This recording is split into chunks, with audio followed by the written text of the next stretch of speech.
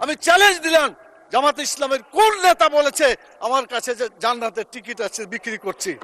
এতগুলা সরকার এসেছে, জাতীয় সংসদে কোরআনের একটি আইনও চালু করে নাই। মাননীয় স্পিকার, সবচাইতে লজ্জা, সবচাইতে দুঃখজনক কথা হলো এটা। আমি চ্যালেঞ্জ দিলাম, জামাত ইসলামের কোন নেতা বলেছে আমার কাছে যে জান্নাতের টিকিট আছে বিক্রি করছি? মাননীয় প্রধানমন্ত্রীকে জবাব দিতে হবে, বাংলাদেশে কেন নামাজ চালু করা হলো না? চাঁদাবাজ কোনো দলের সদস্য হতে পারে না। চাঁদাবাজ চাঁদাবাজি, তাদেরকে ধরতে হবে, গ্রেপ্তার করতে হবে। অতএব আসুন বাংলাদেশে মানুষের আইনের কবর রচনা করে কোরআনের আইন প্রতিষ্ঠা করি রব্বুল আলামিন। দুনিয়াতে আমরা কেউ থাকবো না, মরার পরে আমাদের আসল জায়গা। এখানে যা আলোচনা হচ্ছে সব দুনিয়া কেন্দ্রে গিয়ে আলোচনা হচ্ছে, আখেরাতে কি হবে এই চিন্তা কারো মনে নাই। আল্লাহ তাআলা সূরা আল ইমরানের 185 নম্বর আয়াতে বলেছেন, ফামান জুহজিহা আনিন নার ওয়া উদখিলাল জান্নাত ফাকাদ ফাজ। যে ব্যক্তি জাহান্নামের আগুন থেকে বাঁচতে পারলো সেই সত্যিকার সফল হবে, এবং জান্নাতে প্রবেশ করতে পারলো সেই সত্যিকার সফল হতে পারবে। মাননীয় স্পিকার, সংসদ লবিতে ঢোকার সময় আল্লাহর প্রতি পূর্ণ আস্থা এবং ঈমান, এটা দেখার পরে মনে হয় যে আল্লাহর প্রতি যদি ঈমান থাকে তাহলে তো আমাদের আইনের উৎস আল কোরআন।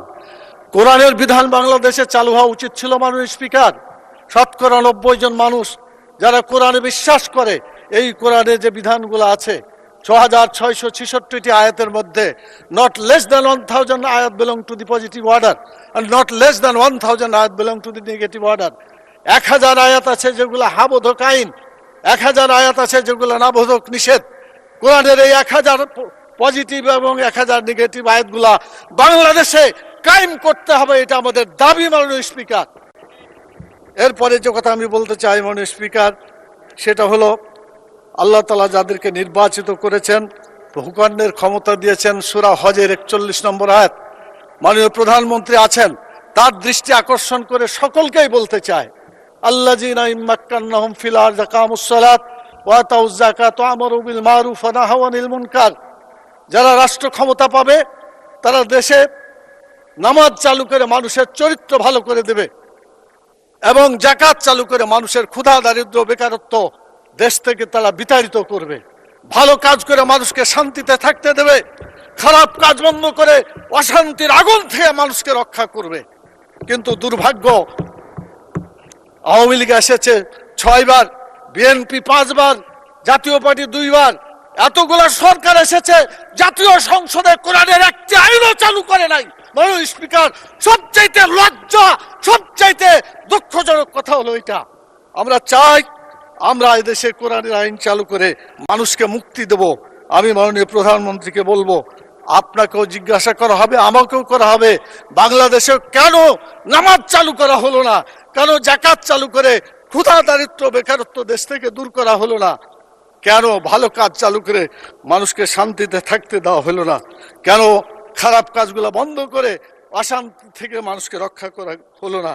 মাননীয় স্পিকার, আমি আপনার মাধ্যমে মাননীয় প্রধানমন্ত্রী সহ আইনমন্ত্রী পাশে বসে আছেন, তারা জবাব দিবেন এবং বলবেন তাদের দায়িত্বটা কি। এরপরে যে কথাটা আমি বলতে চাই, মাননীয় স্পিকার, সময় কম দেওয়ার কারণে কোনটা বলি আর কোনটা বোঝা যাচ্ছে না।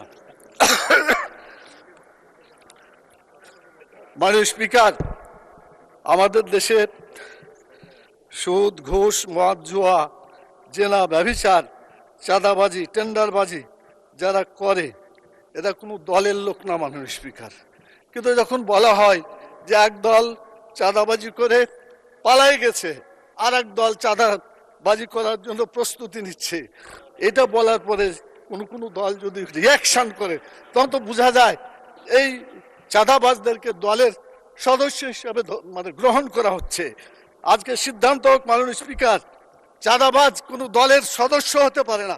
চাঁদাবাজ চাঁদাবাজি, তাদেরকে ধরতে হবে, গ্রেপ্তার করতে হবে। এরপরে যে কথা বলতে চাই সেটা হলো টিকিট বিক্রির একটা কথা বলা হয়েছে। মাননীয় স্পিকার, একটু প্লিজ, কোরআন মাজিদে একটি আয়াতকে কেন্দ্র করে এটা ভুল বুঝাবুঝি হচ্ছে।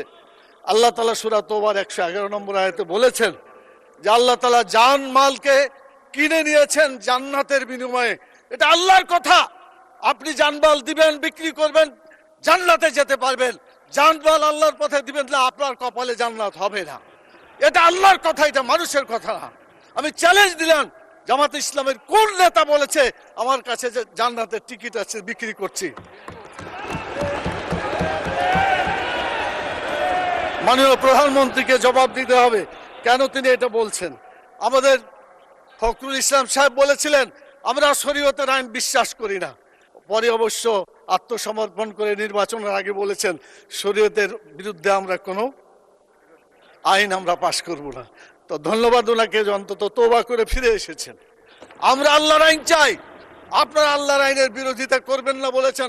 অতএব আসুন বাংলাদেশে মানুষের আইনের কবর রচনা করে কোরআনের আইন প্রতিষ্ঠা করি। রব্বুল আলামিন আল্লাহ তাআলা আমাদেরকে সে তৌফিক দান করুন।